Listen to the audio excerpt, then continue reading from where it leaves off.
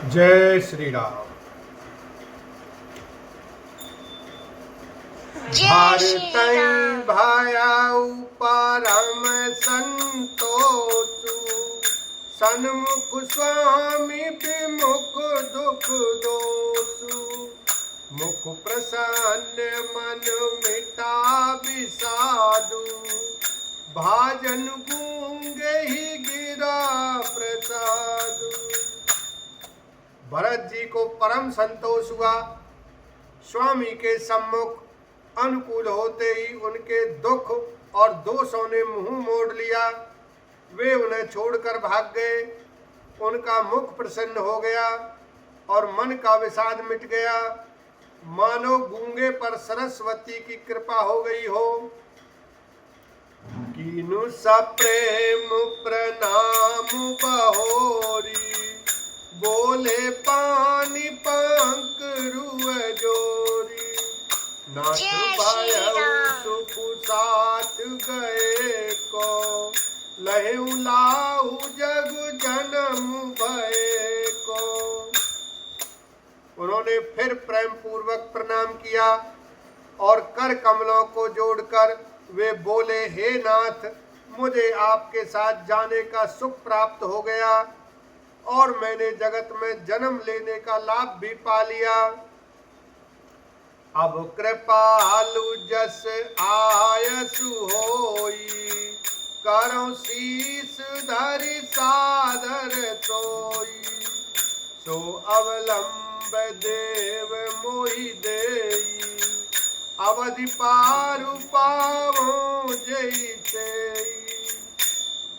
हे कृपालु, अब जैसी आज्ञा हो उसी को मैं सिर पर धरकर आदर पूर्वक करूं, परंतु देव आप मुझे वह अवलंबन कोई सहारा दे जिसकी सेवा कर मैं अवधि का पार पा जाऊं, अवधि को बिता दूं। देव देव अभिषेक हित गुरु अनुशासन पाई आने सब तीरथ सलिलो ते के कार जाय लखन सिया राम जय जय राम। हे देव स्वामी, आपके अभिषेक के लिए गुरु जी की आज्ञा पाकर मैं सब तीर्थों का जल लेता आया हूँ, उसके लिए क्या आज्ञा होती है। एक मनोरथ बड़ मन माही सब सकोच जात कही नाही कहु तात प्रभु आयसु पाई बोले बानी स्नेह सुहाई। मेरे मन में एक और बड़ा मनोरथ है जो भय और संकोच के कारण कहा नहीं जाता। श्री रामचंद्र जी ने कहा, हे भाई कहो।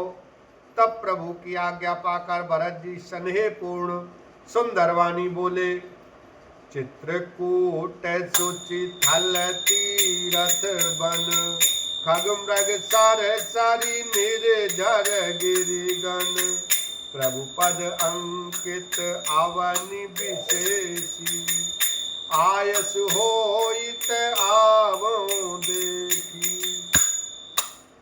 आज्ञा हो तो चित्रकूट के पवित्र स्थान, तीर्थ, वन, पक्षी, पशु, तालाब, नदी, झरने और पर्वतों के समूह तथा विशेषकर प्रभु आपके चरण चिन्हों से अंकित भूमि को देखाऊं।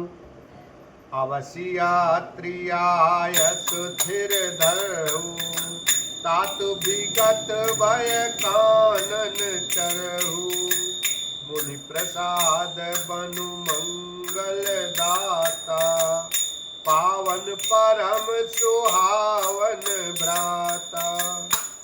श्री रघुनाथ जी बोले, अवश्य ही अत्रि ऋषि की आज्ञा को सिर पर धारण करो, उनसे पूछकर वे जैसा कहें वैसा करो और निर्भय होकर वन में विचरो। हे भाई, अत्रि मुनि के प्रसाद से वन मंगलों का देने वाला परम पवित्र और अत्यंत सुंदर है। ऋषि नायक जय आयसु देहि राखे तीरथ जल थल तेहि सुन प्रभु बचन भरत सुख पावा, मुनि पद कमल मुदित सिरुनावा। और ऋषियों के प्रमुख अत्रि जी जहाँ आज्ञा दें वहीं लाया हुआ तीर्थों का जल स्थापित कर देना। प्रभु के वचन सुनकर भरत जी ने सुख पाया और आनंदित होकर मुनि अत्रि जी के चरण कमलों में सिर नवाया। भरत राम संवाद सुनी सकल सुमंगल मूल, सुर स्वारथी सराही कुल, बरसत सुर तर फूल, लखन सिया राम जय जय राम। समस्त सुंदर मंगलों का मूल भरत जी और श्री रामचंद्र जी का संवाद सुनकर स्वार्थी देवता रघुकुल की सराहना करके कल्प वृक्ष के फूल बरसाने लगे।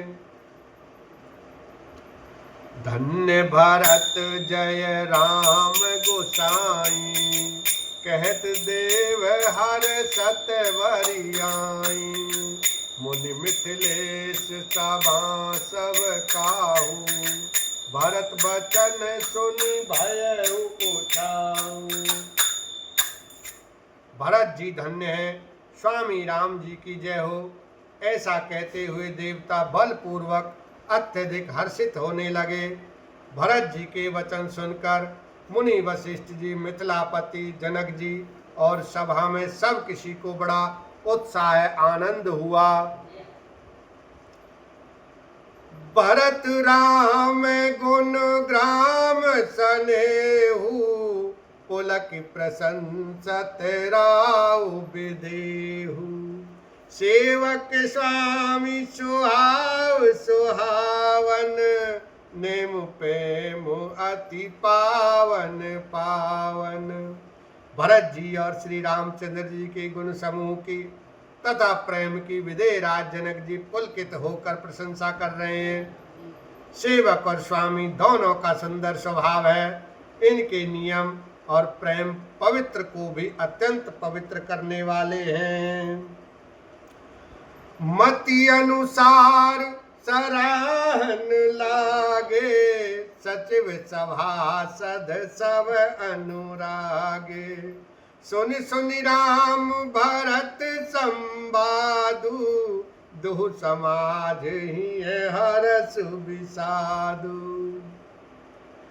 मंत्री और सभासद सभी मन प्रेम मुग्ध होकर अपनी अपनी बुद्धि के अनुसार सराहना करने लगे। श्री रामचंद्र जी और भरत जी का संवाद सुन सुनकर दोनों समाजों के हृदयों में हर्ष और विषाद, भरत जी के सेवा धर्म को देखकर हर्ष और राम वियोग की संभावना से विषाद दोनों हुए। राम मातु दुख सुख समझानी, कही गुण राम प्रबोधि रानी, एक कहीं रघुवीर बड़ाई, एक सहात भरत भलाई। श्री रामचंद्र जी की माता कौशल्या जी ने दुख और सुख को समान जानकर श्री राम जी के गुण कहकर दूसरी रानियों को धैर्य बंधाया, और कोई श्री राम जी की बड़ाई बड़प्पन की चर्चा कर रहे हैं, तो कोई भरत जी के अच्छेपन की सराहना करते हैं। बोलो सियावर रामचंद्र की जय, उमापति महादेव की जय, बोलो भरतलाल की जय, बोलो सब संतन की जय।